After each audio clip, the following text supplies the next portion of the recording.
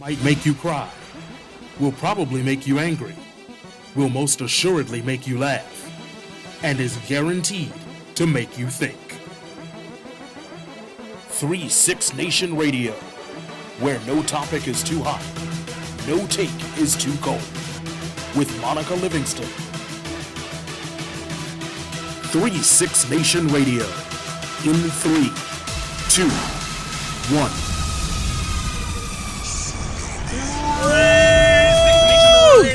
We're in the building, and you just got in the building. You don't even know. I feel great. I feel excited. What you guys didn't see, I was hoping that you were gonna catch him sliding in. Yes, but no, ma'am. It's not how this guy rolls. It's not what we do. Tell me about your Uber experience. I'm in the Uber. People Yes. don't believe me, and I have. Hold on for a second. The reason I had to say that is because he was gonna tell us any damn way. So go ahead, tell us about your Uber experience. So I'm in the Uber, Yeah. and I asked the woman, "What do you think about DC? Where are we going? You know, what's the direction?" And we're talking. This about is what voting, you asked your Uber driver. This is what you ask every Uber driver. Most people just get in and This is ride. why- Most people ride. But go ahead, Ivan. So she starts talking to me, and Yeah. she tells me the best. She's like, "We have to have control over our city, over our politics." But she said, "You know what? No matter what, if we would have voted, he would have still been in here anyway." She said, "Because we live in the microwave generation." And then she began to unload on me the hot pocket Unbelievable. theory of politics. This is happening. Woo! Go ahead. We Do live in the not microwave stop. generation. We want to be hot and fast. Right. And they put that in there, and Donald Trump was hot and fast. Yeah. But what they didn't realize is that when they opened that microwave and they popped out what they thought they wanted. Open the It microwave. was lava on the outside, Yes. and ice in the inside. Oh, Lord. And they can't eat it, and they can't spit it out, but they're hungry. And that is correct. Hungry. They don't know how to make good Hungry. food, good necessary. Uh-huh. I cannot abide. Woo. So we're having this conversation in the Uber, and Yes. I'm going on and on about voting, and she's talking about Sure. going to Jamaica and absentee ballots, and boy, oh boy, I love this city. You always love this city. I love this city too. All right. So thank you for joining us on 3-6 Nation Radio. Well, I guess we're supposed to look, new word, vodcast. No more radio, vodcast. Vodcast? Yes, because you visual audio pod. I guess that's I what think we're that's gonna how go we with. do Yeah. it. Radio you can watch, as Jeremy likes to say. That's how we throw down a vodcast. Thank you for joining our vodcast. Listen, we've got a show lined up. We're already, oh gosh, it's already 5:09. We're gonna have to get to it. We have on the show today Keith Ivey from the Junior MBA program. He's doing some fantastic things in the community with the Junior MBA clinics and camps for young people using sports to help them gain scholarships and self-esteem. And he's got an event that's coming up at the National Harbor.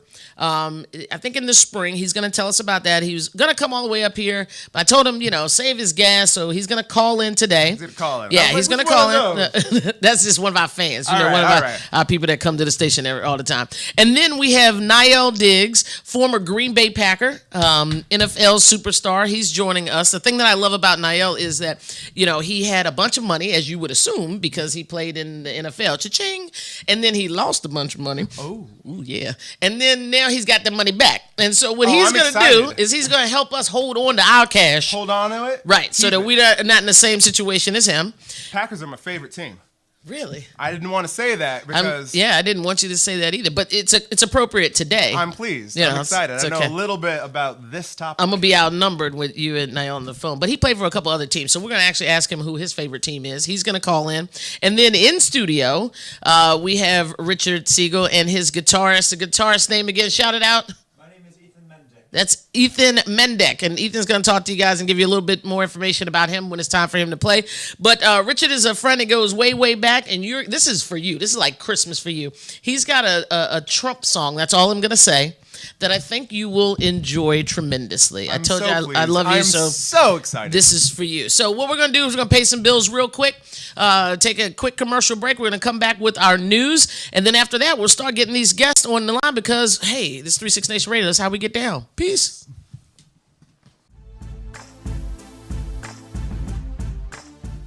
Thought about launching a broadcasting career? Think you have what it takes to become a broadcasting professional?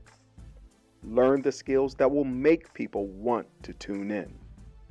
Join Monica Livingston, radio personality and owner of 36 Nation, for a career development workshop on what it takes to be a radio DJ, sportscaster, and news anchor. Find out how the former DC diva and owner of 36 Nation manages her own live internet radio show.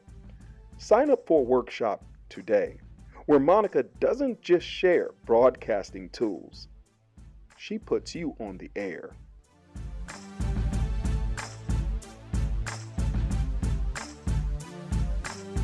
I love how USAA gives me the peace of mind and the security just like the Marines did. At one point I did change to a different company with car insurance and I was not happy with the customer service. We have switched back over and we feel like we're back home now. The process through USAA is so effortless that you feel like you're a part of the family. I love that I can pass a membership to my children and that they can be protected. We're the Williams family and we're USAA members for life. Call USAA today to talk about your insurance needs. If you can play, you can play. If you can play, You can play. If you can play, you can play. We are all champions. We are all Red Hawks. Red Hawk. For life. Our staff, coaches, and student athletes welcome students of all races, religions, genders, sexual orientation, and national origin. We advocate and support the LGBTQ community. We play. Together. We win together.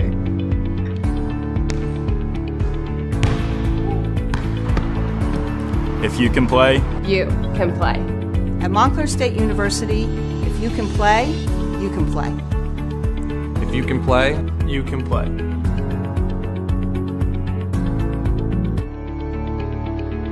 If you can play, you can play.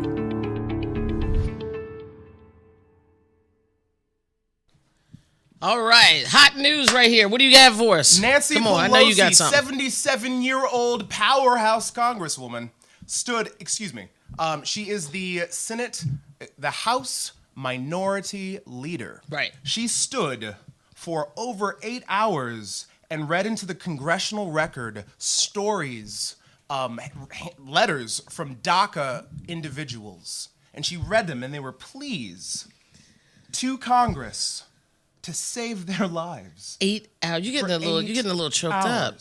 8 hours. She's a 77-year-old woman in 4-inch heels. No bathroom breaks, no walking. I was going to ask you, no bathroom. You cannot leave. The rule is you can speak as long as you can speak, but as soon as you sit you down, did get a birthday.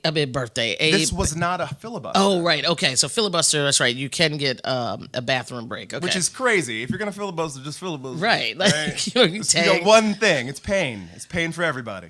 Yeah. 8 hours. Yeah. And what was the response? What's people weighing the in? response, the RNCCC, which is the Republican National something. Who cares? Them.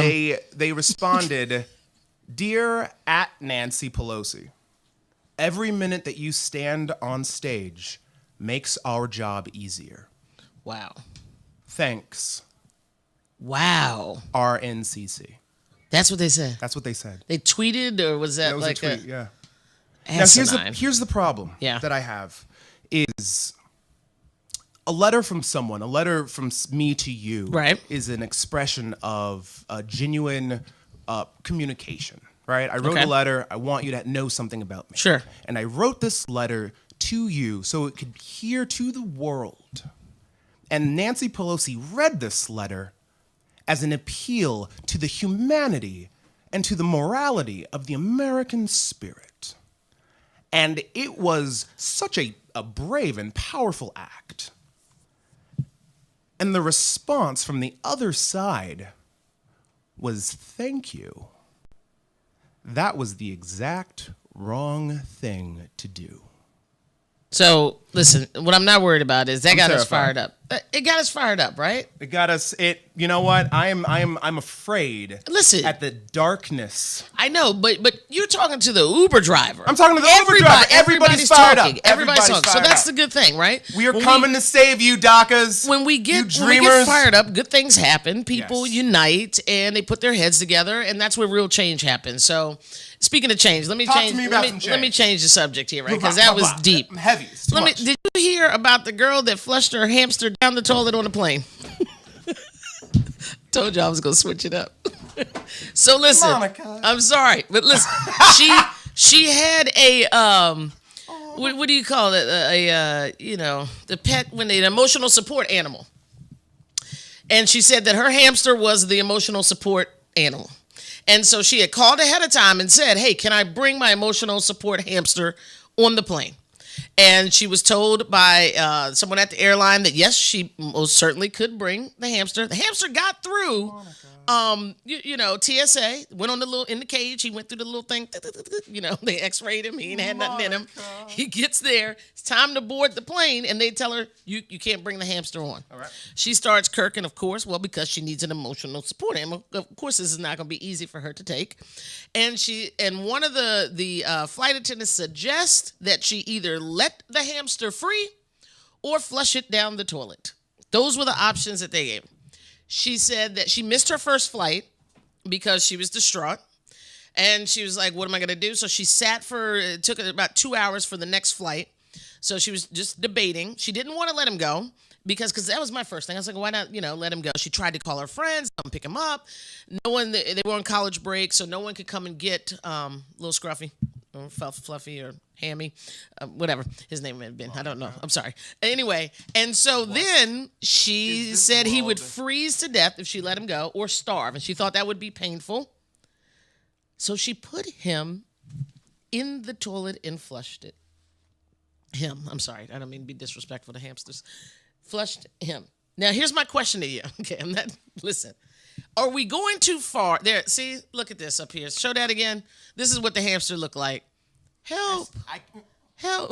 Monica. I don't even know if that's a picture. Monica, everybody I'm sorry. Listen, I have the question, then we have to move on. Ask me a question. Are we going too far with emotional support animals? Can any animal be an emotional support animal? And that's the first part. And second, should we allow all emotional support animals on flights? What are your feelings and thoughts? Yes. All right, do tell me. Not all animals are emotional support animals. Emotional support How animals. you know what I get emotional support from? It's not about you.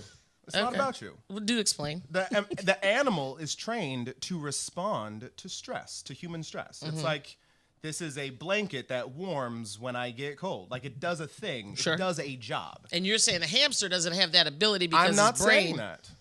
I'm saying you ain't I'm met saying my hamster. I'm saying peacocks aren't. This woman tried to bring a peacock on a plane. Yeah, the peacock was that was a that was stretch. too much.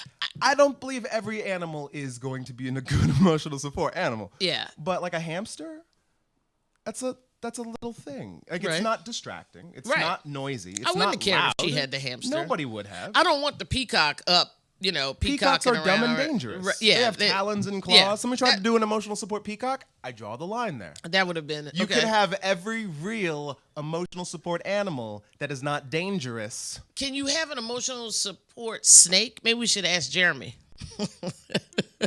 I say You guys, yes. Is that a station owner is is about snakes?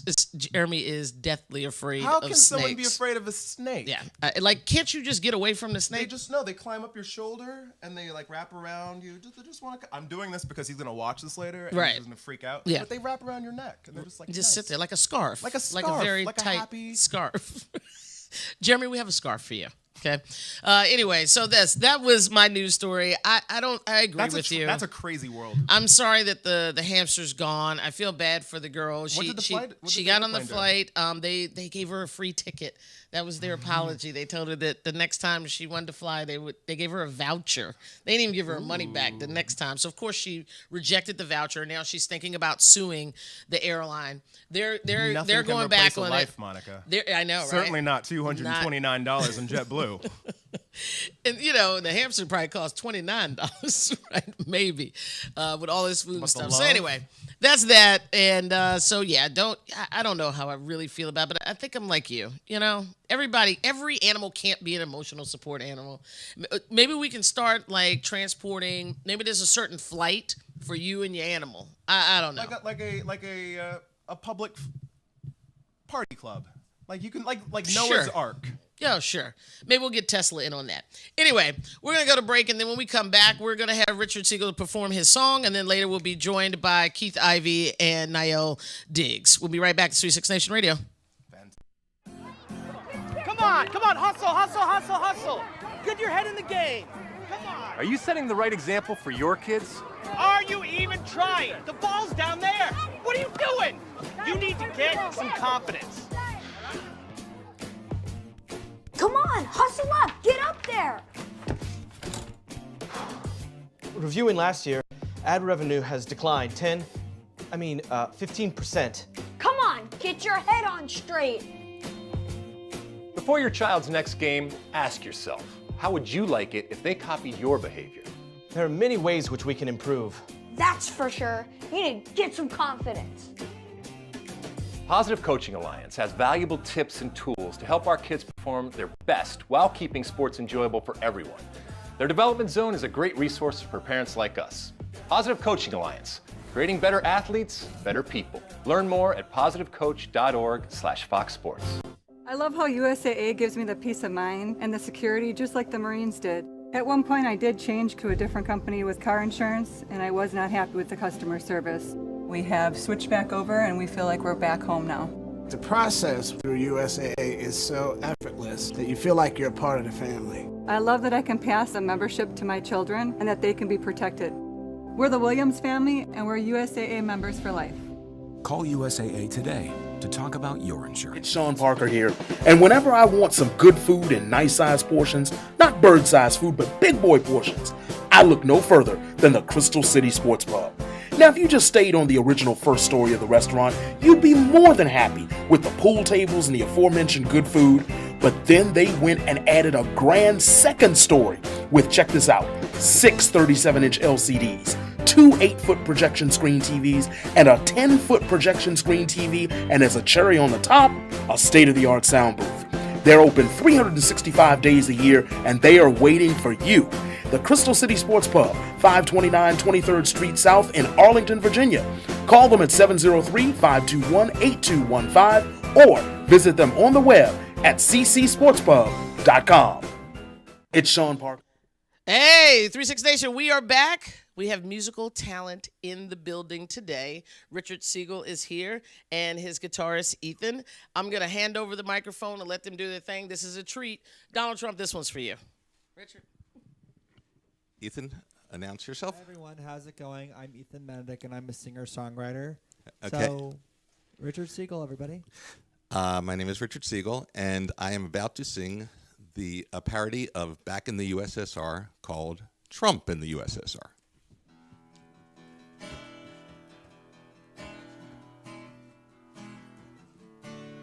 Flew in Air Force One with Melania.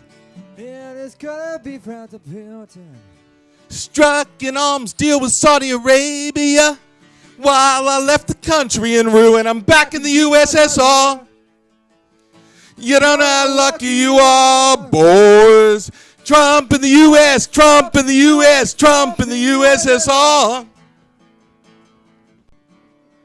Sally Yates, I knocked her out. Hired that Jew, Rosenstein. And James Comey, I knocked him out. That nut job's always on my mind.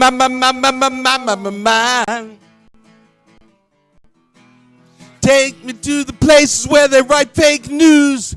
All I'm gonna do is tweets. Melania's back in the White House. But I don't expect no treats, so I'm back to the USSR. I know it seems a bit bizarre, boys. Back in the U.S., Trump in the U.S., Trump in the USSR. Ukraine girls really knocked me out, and Donald Jr. almost did. And Jeff Sessions won't even help me out. But Jared Kushner is a wonderful, wonderful, wonderful yid. Yow! They flew in Papadopoulos and Manafort. My friends Michael Flynn and Putin. If I don't fire Mueller, I might be going to court. Yeah, that's just what I might be doing. I'm back in the USSR. I know it seems a bit bizarre, boys. Trump in the US, Trump in the US, Trump in the USSR.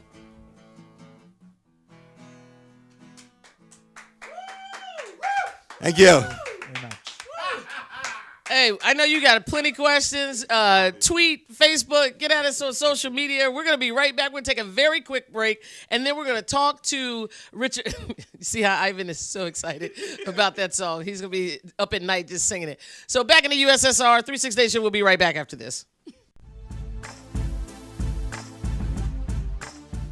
Thought about launching a broadcasting career? Think you have what it takes to become a broadcasting professional? Learn the skills that will make people want to tune in. Join Monica Livingston, radio personality and owner of 36 Nation, for a career development workshop on what it takes to be a radio DJ, sportscaster, and news anchor. Find out how the former DC diva and owner of 36 Nation manages her own live internet radio show. Sign up for a workshop today where Monica doesn't just share broadcasting tools. She puts you on the air.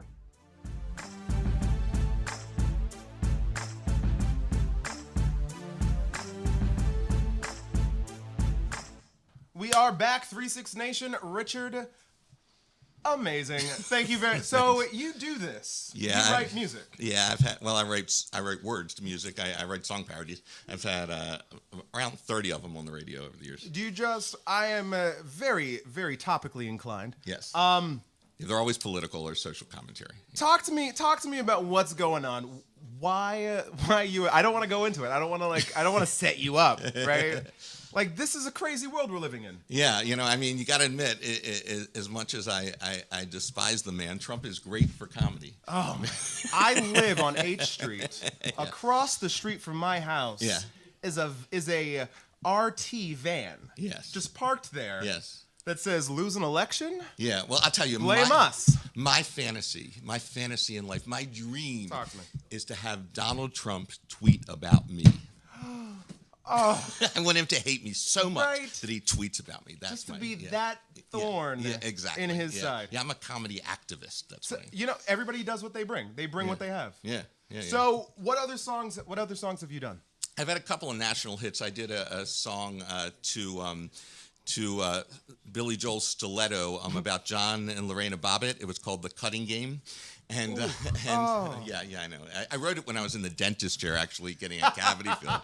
Yeah, I felt for the pain. Gas will have that effect. Yes. No, it wasn't on gas. I was just getting the cavity filled, and I was like, man, it could be worse. It could be worse. That's a motto. Yeah. And I wrote a song called to the tune of "Friend of the Devil" called "Friend of Ayatollah" about Iran scam. So that's going way back. But pretty much any time some national thing comes up, I you produce the funniest celebrity in Washington. Yes, celebrity in Washington. Yeah, we've got a couple of those. Yeah, well, we've had it. Talk to me about this competition. Well, we've had Senator Lieberman, Tom Daschle. We've had Dennis Kucinich. We had Dennis Kucinich and Ed Gillespie, who ran for governor of Virginia. The two of them were both ventriloquists, and they were doing. They're both ventriloquists, and they were doing dueling ventriloquism. It was awesome. At each other? And no, actually, they were both. The dummies were insulting themselves. It was great. The dummies were insulting. Now I got to tell you, the Republican dummy was bigger. Okay. But it's just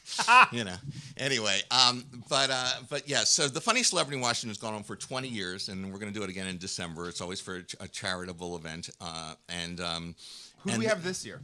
We haven't really started the planning. I mean, it's coming. It's coming. I want to do it after the midterm elections because then things will get a little more interesting. Things will be changed. But we had a spin-off of the Funniest Celebrity. We had a couple of them. We had one in San Francisco, one in Baltimore, and then we had the Funniest Sports Celebrity. And Monica was more than 1 year, 2 or 3 years even. 2 years was the funniest sports I'm celebrity. sorry, Monica D. Livingston. Yes, I presume. Yes. Was rated the #1 funniest comedian. No, funniest sports. Funniest sports celebrity. Yes. Only in Washington. Monica D. Livingston. She's hilarious. Was rated the #1. Yes, she is funniest. hilarious. Yes.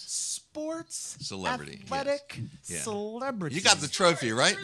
I want to see this ring. Yeah. She brags about her championship rings. This is the one that she should have been flaunting. Exactly.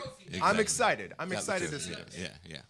So we did that event for we've done that event for 20 years, all right. And it's just kind of just part of my life. I actually have a book. I wrote a book. Yeah, it's called Running on Empty, but Running a Little Late. Aww. And that's me and my son when he was little. And it's kind of just a pick yourself up every time you fall down.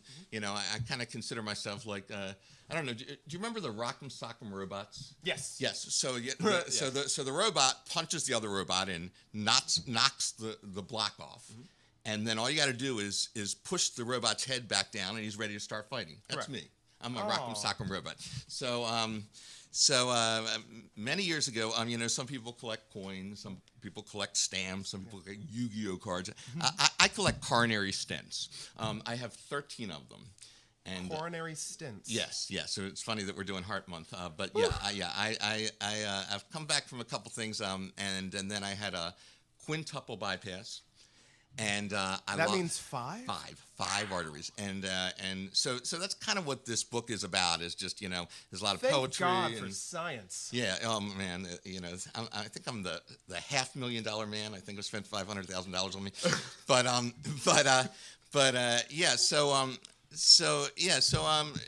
you just gotta get up, so that's kind of the idea. So after the quintuple bypass, and I lost 50 pounds. Excellent. And so now that's a type of diet. Yeah. No, it wasn't from that. I purposely started eating well. Good. And I walk 7 miles a day, and congratulations. And thank you. Yeah. So I really worked at it, and in the best shape of my life. In my 50s. Feel good. I feel great. Excellent. Yeah. Excellent. So just never let them punch you down, and you get up. Kind of like Joe Frazier. Just come in. And Muhammad Ali floats like a butterfly, stings like a bee. I love this. Yeah. I have a picture of him on my desk. All right, 2 more questions. Yeah, sure. #1, where can people get the book? You can just write to me at one of my jobs is I work at North American Network, which you can richard@nanradio.com, and I'll let them know how to get it. And what's the other question? When can we see some more? Some more? Yes, we want to see more things. Okay. How do we get in contact? How do we follow up? Do we YouTube you and Facebook and all the things? Go ahead. You can. I do have a SoundCloud, Richard Siegel, Siegel, and you can just email me if you want. I want some stiletto. Yeah, action. stiletto. Yeah. I am gonna have to. Parody Doctor, PARODYDR @yahoo.com. You can just email me and you can see whatever you want, and you can have me back, sir. Thank you very much. Okay. We are 36 Nation. I'm going to give this back to Monica. We're going to go out in all the things magic.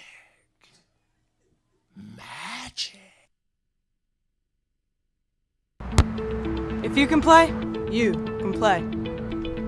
If you can play, you can play. If you can play, you can play. We are all champions. We are all Red Hawks. Red Hawk For life. Our staff, coaches, and student athletes welcome students of all races, religions, genders, sexual orientation, and national origin. We advocate and support the LGBTQ community. We play together. We win together.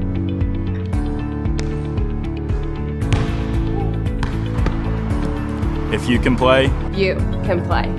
At Montclair State University, if you can play, you can play. If you can play, you can play.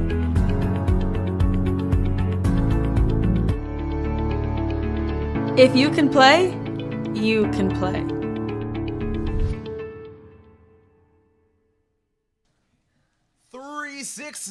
I love doing that, Monica. I know. love that voice.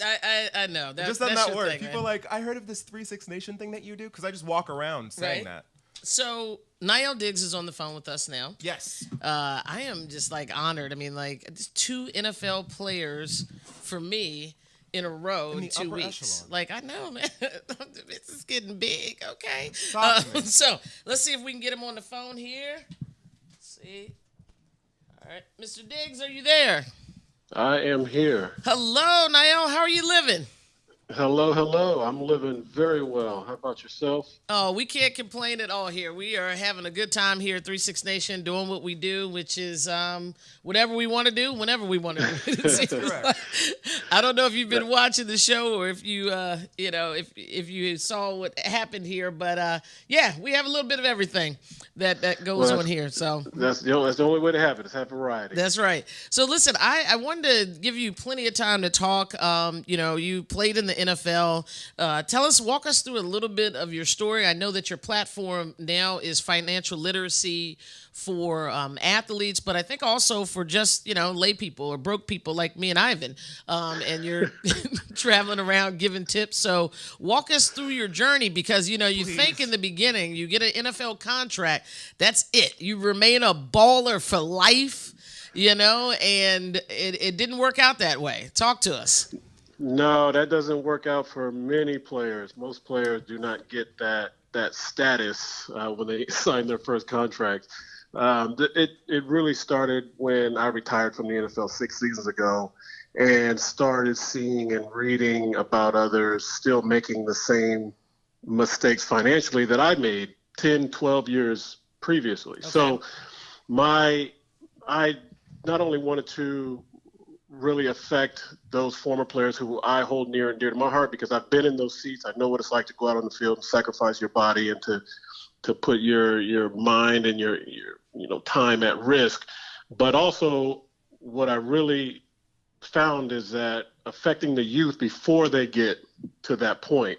So going and talking to middle schoolers and hopefully even elementary level kids, and just teaching them just basic fundamentals that they're not getting in their classrooms. And there's a whole political conversation we can have about that, but the point is that they're not getting it. As of today, they're not getting it. So someone I feel like should be in a position, an organization which I'm proud to be a part of, which is Asset Builders of America. We go around to different schools around the country and we teach these young boys and girls the basics of not only financial literacy, understanding how to balance a checkbook or what interest is, but also how to write resumes, their entrepreneurial spirit. Some of these young souls have great, really world-changing ideas, but they will never have the opportunity to get that out or to express it because they don't have they were not taught how to write a resume or to pitch their idea to someone. If they ask, hey, what's your idea? They can't do it in 30 seconds. It's a lot of eye contact and shaking their hands with, loose grips and things like that just are subtle changes to their demeanor and their behavior to hopefully impact their lives and be successful. Wow. Now, how young are we talking? How young are you guys starting? So we've got 13-year-olds. We just completed a Go For It event at my alma mater, Dorsey High School in South Central Los Angeles, Saturday. And there were some as young as seventh graders in there.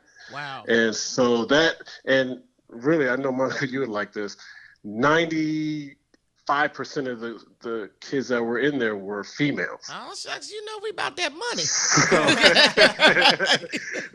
And they definitely had the skills. They have, it's almost, I felt good, but then it was like, man, where are my boys at? Like, we're the ones that need to be in here too. And, what do I have to do to get them out of the house and off the couch or whatever they're doing on Saturday mornings to come and get some of this wealthy information. But they showed us a great amount of respect. It was a really, really good event. We're going to come back in the fall, but we've got New York and Charlotte on the schedule next. But It is just a phenomenal workshop. I implore anyone who has children or even young adults. There were mothers and grandmothers sitting in the workshop, listening and taking notes. They filled out the surveys at the end and everything because they sat through the whole workshop. Well, yeah, because if you weren't taught it, you still don't know it. Age doesn't, just because you're older doesn't mean it's not just because that's where I'm targeting is those middle schoolers. That doesn't mean that, a 50 or 60-year-old man doesn't know this information, which most people don't. Most 50 or 60-year-old men don't. And they're businessmen. They call themselves businessmen. And they do not understand compound interest. They don't understand, amortization or any of those things that you will have to deal with in your life. Even if you just work, you're going to have to calculate your taxes. You're going to have to learn how to invest. You're going to have to learn how to save. And you got to learn what's your mortgage? How do I read this mortgage statement? What am I looking at? What is inflation? And so these things you're going to have to deal with in life, but they're rarely taught. We'd rather teach geometry, and things that we'll never use it for the rest of our lives. I haven't used geometry. I don't know when. I'm not arguing with that one. Unless you're an engineer or an architect, right. You're probably not going to use, have to know what an isosceles triangle is or, what a right angle is used for. Definitely know when to pay a bill. Right. That's definitely going to happen. When bills come around in your mail, that's not going to get you will know how to count to 31 days. So now talk to me about the transition from the NFL. Like, I always think that this is must be a really hard time. Like, you decide you're going to retire, it's over. Do you sit around and go, what am I going to do next? Talk to me about that transition, how easy or difficult it was to make. I thought it would be easy. I didn't really have an issue with retiring. I played 12 years, and my body was telling me it's time. My mind, of course, wanted to play. I love the sport. I was passionate about it. I love the camaraderie and the locker rooms and the brotherhood. But my body was just said it's enough. Like, we know it's enough. If we can squeeze out another one, let's do it. But man, we're hurting here. Right. So when I finally decided to retire after my 12th season, it wasn't that hard of a decision. The difficult part was what came next. And that's where I thought I had a handle on what I was going to do next, and it totally shifted. Because what I thought I wanted to do next was based around my football career. Okay. So I was figuring out what I was going to do next based on what I was doing at that time. Yeah. Right. And that's not so when what you're doing in that particular time is over, your whole perception of life shifts. So now it's like, oh man, I thought I wanted to go into TV and radio, but now I see that I don't really want to do that. And I did do that. I did that for 3 years in San Diego. Yeah. I did TV and radio, and it was okay, and I was okay at it, but it was not. I wasn't passionate about it. I didn't love to go. It wasn't something I was willing to work on. Right. And so that just kind of stayed steady. I was good enough to just be on TV and radio for my name and my, playing locally. So that got me in the door, but I really wasn't passionate about it. You can say it now. You look good in a suit. You can say it. Go ahead. You can say that. I saw you, I'm brother. all right. I got some threads I can put on. He can cut it out. Yeah. Can I ask a question about the classes? Have there been things that you have been surprised that people didn't know? I think there's always you're talking about mortgage and compound interest, and we can grasp that some people don't get that, but are there like things that are just so fundamental that you were surprised that weren't out there? Yes, there is one thing that I continually, and this is probably the 4th or 5th event that I've actually held and ran with this nonprofit, and that is the simple statement of, well, it's really a question, is what's the difference between income and wealth? And no one to this day has either had the courage to raise their hands and say the answer or has given me a correct answer. And it just goes to show, and this is these are young adults, these are parents in the room, that you can try to logically figure it out by definition. Yeah. But the difference between income and wealth is not, you getting paid from your job, on the 30th or the 1st or 15th or whatever. That's some income. That is not wealth. No. Right. That's going and outcome what these pretty kids, soon. these young people are into now, they think that what's shiny is wealth. So they say, okay, so my paycheck isn't my wealth, but what about my car with my rims on it, or this chain, or my earrings? And it's like, no, that's the opposite of wealth, actually. Right. That's a depreciating. That's depreciation, right. As soon as you walk out of the store, drove off the lot with that. You're in the red right out the way. So that's the opposite of what you're looking for. So a lot of these what are simple questions? I think that you and I as adults, we've kind of grown through and we've been around the mill a few times. We understand the importance of that question, but these young adults have never been asked that question. And so they cannot tell the difference between that. So really what I try to impart on them is when they leave, if it's one thing that they understand, when they leave out of those doors, that they understand what net worth is, what their net worth is, and the difference between income and wealth. And that is just a basic, if I spend 6 hours talking just till my jaw falls off and they walk out of that class with knowing those two things, I'm happy. Right. It's a successful workshop. Because then you have legacy that ties in with that then, right? Exactly. So then that grows into other things. That's just the seed that's been planted. And then they go on, they live in life and they get a job or they, hear something on TV and it's not foreign to them anymore. They can understand capitalism and understand what our markets are doing and what they start getting into more of the economics of these things. The problem is they're not exposed to these economic issues because their socioeconomic status is so down, far below that they don't get exposed to that. Right. They're not going to get it because their parents aren't exposed to that and their friends aren't talking about it. And so it's just not in that environment. Yeah, it's not in their wheelhouse even. Right, but it's something that, I found that in different socioeconomic environments, their parents or their uncle or their grandfather tell them about something they left in their will, or maybe hedge. They may have heard of hedge funds before, or any of these, they leave these big chunks of money behind, and they get heirs. They hear these words thrown around, which can cause for questions. But when you've never heard these words before, nobody's in your family talking about that, or leaving,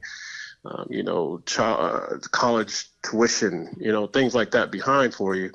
There's no reason to understand or learn what that terminology is. Absolutely. One of the last things that I keep hearing and being very upset by is people, young black kids particularly, don't put money in banks.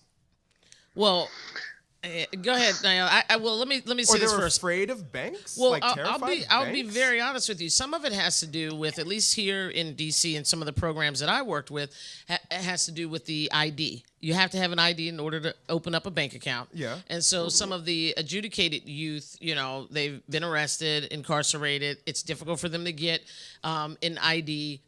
Sometimes parents don't have all of their correct paperwork. So it takes, a village, a nation to help them get this ID because there's missing paperwork. And then an ID isn't free. That's true. Then you have to set aside money. If you don't have your birth certificate, you've got to go down and apply for that. And that's not much, but it's like $7, I think, to get a copy. And then the ID is $35. So by the time you're done and you got to get there, and somebody's got to take off work to take you there, or you because if you're a minor, you have to have your parent with you. Mm-hmm. So a lot of times it really is about not having identification that you need in order to open up, a bank. So then we have what we do in our communities. We start these other, like the Rush card. I thought that was absolutely deplorable that that he did that, where we put this money on these cards that have these absurd, rates if you want to take off money, or every time you use the card, it goes back. And so I think that, and that's why, Niall, I think what you're doing is so important, because you're changing that narrative. You're changing that story. And I just know, just here in DC, just personally, that I've run into that with those groups. So I don't know if it's so much that, they don't like banks. I think it's back to, you can't get a bank account and then the rules to have a bank account. Sometimes you have to have a certain amount of money in there for it to stay open. So these are pitfalls that, that easily they fall into. I remember when we got students, we all opened them bank accounts when we had the school. Everyone had a bank account. Most of them were closed out by the second semester, because they didn't know about overdrawn fees and all that kind of stuff. And so, Naya, we could have had you come and do a lesson. Those accounts would still still be open. I'm talking to the younger Monicas and trying to get them understanding, because I think one of the main factors, aside from it being just logistically a little difficult for definitely some incarcerated men that have been, have had records or whatever, but also just the education about it. I think our understanding of it has been, in the Black communities especially, it's just the stigma of bank. Right. It's not for us, and I'm just going to keep my cash and think that everything is, I'll just trust myself with my own money. And cash my check, and if you don't have the education to manage your money, then that money is not, it might be safe with you while you have it, but it's not going to be safe in the long run. There's no way you can build wealth. Right. And that's the misunderstanding, is that, because I just got paid or something, man, I'm rich, or I can do whatever now, and you feel this empowerment. And that's not necessarily the case. That's just the beginning, because you've got bills to pay. Maybe you have kids you've got to feed. You got to put gas in the car. You got to do all these things that you have not been taught to make, like a budget in school. You just haven't, when you graduate high school, you should know how to do these things. These are staple things that you're going to have to deal with. You might not, know what X plus Y is, but you're going to have to know how to balance and budget a checkbook. You're going to have to know how to fill out a resume. You're going to have to know these social skills that they are just leaving out there, that I don't know what they're expecting us to learn from our parents, or just learn it on the run, or what. Right. But I know our society is built around the ignorance of that, and that's a whole nother interview. I was going to tell you. I'm about to get fired up now. Listen, I got to stop both of y'all because listen, Naya, I can tell you one thing. You most certainly found your passion. I didn't get to see you on the air because you were, out in San Fran or wherever you were on air. But I hear this in your voice. You are extremely passionate about this, and so I am thankful that you are out there in the community helping young people so that they can, learn these lessons early and truly change their lives and their communities oftentimes. So do me a favor here. We've got Keith Ivey we've got to get to with the Junior MBA program. Yes. Please tell people how they can get in touch with you. And if you want to do a program here in DC, holler at me offline and we can get you out here. We can do that. I've got some connections out here in different schools and stuff. I'd love to see this. But right now, where can people find out more information about the financial literacy program that you're doing? You can go to assetbuilders.org, or you can look me up on Twitter or Instagram.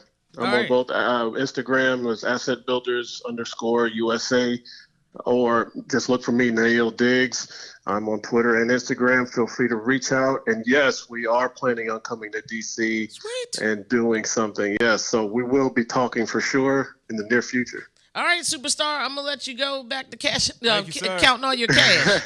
Cha-ching, I'll holler at you soon. Done. Take care. I appreciate it. Thank you. And we're actually going to take a look at your video real quick. I think we have that as we go to quick break. All right, take care. You give me a little critique. All right, yeah, I will. All right, Niall. Bye. All right, bye. Let's see it. 12-year NFL linebacker Niall Diggs recognizes the need to continually evolve his expertise, from professional athlete to sports analyst to motivational speaker to financial literacy advocate. For an expert play breakdown on a financial wellness program, schedule a workshop with a passionate advocate who is contributing to the financial literacy movement. Your mouth is your brand when the game ends. There we go. We are back, coming in live. Monica. Okay, I have Keith Ivey on the phone from the Junior NBA. Keith, are you there? Yep, I'm here. How you doing? Hey, we're doing good, man. My apologies. First off, we are super short on time, so I want to tease people. That's all we're going to have time for because I know you wanted to be in-house anyway. We just couldn't get you up here this soon, but we're going to have you come back. Talk to us about the Junior NBA program. Give me your best elevator speech. Give me 30 seconds about what you're doing and what it's working and how it's working. I pretty much, just to inform you guys about the Junior NBA. It's a youth program that is designed by the NBA where, we teach kids the fundamentals of basketball. We pretty much, working a regional campaign right now between Maryland, D.C., Virginia, and North Carolina markets dealing with the youth between ages 7 and 17 years of age, boys and girls. Okay. And they get to meet real NBA players, correct? Yes, my program, I put a unique twist to it where, we do a lot of things with the Washington Wizards where, I take the kids to the Washington Wizards basketball clinics and camps and, the kids actually get to do a 1 hour clinic and, being able to, go over the drills with the Washington Wizards coaching staff and, cool. They get to meet the players and all and get autographs and watch the game, whoever they compete against that night. Okay, cool. Now, listen, tell me real quickly about what's going on in National Harbor. Give us the tease of that. The National Harbor, May 19th, looking to do my nonprofit launch party, to actually, support the nonprofit with, helping underprivileged student athletes. And how can people find out more information about that event? Or are you going to keep that a secret until you get in here and talk to us about it? Yeah, I'm still working on the gist right now, but they can always go to Keith Ivey Junior NBA program.com and get more information on different events that I'm currently hosting. Okay, perfect. So right now, Keith, the main thing they can do is look you up, and there's sponsorship opportunities, I'm sure, for that in May, correct? Yes, that's correct. Perfect. All right, give out your how they can contact you one more time, and then promise us that you're going to come in because we got to rock and roll and get out of here because it's almost time for Thursday Night Tea with Anthony. I'm so excited. So tell everybody, how can they get in contact with you, Keith? One more time. Yep, contact. You can follow me on Instagram at official_KI Junior NBA, or you can go to Facebook, which is Keith Ivey Junior NBA. Perfect. And we're going to also post that real quick. I think we have a screenshot of that information. And so those of you that are watching also, if he said that too quickly, you'll be able to find it. There he is right there looking sharp in that little suit. I see you doing a little something. Junior NBA presented by Under Armour. Sign up today. Got an Under Armour and everything. Okay, like Keith, listen, thank you so much for joining us. You and I will talk offline. You have the full support of 36 Nation for this event at National Harbor, and we'll talk about sponsorship. And we definitely got to have you up here. Keep doing good work, sir. Keep doing that good work. Absolutely. Okay? So hit me up outline. No, I appreciate you more. Thank you for everything that you're doing, especially for our kids. All right, I think that's it for us today, That's 36 Nation. We have had a lot of fun. Good night, ladies and Monica. Hey. He said ladies and Monica. This mother. See you guys next week.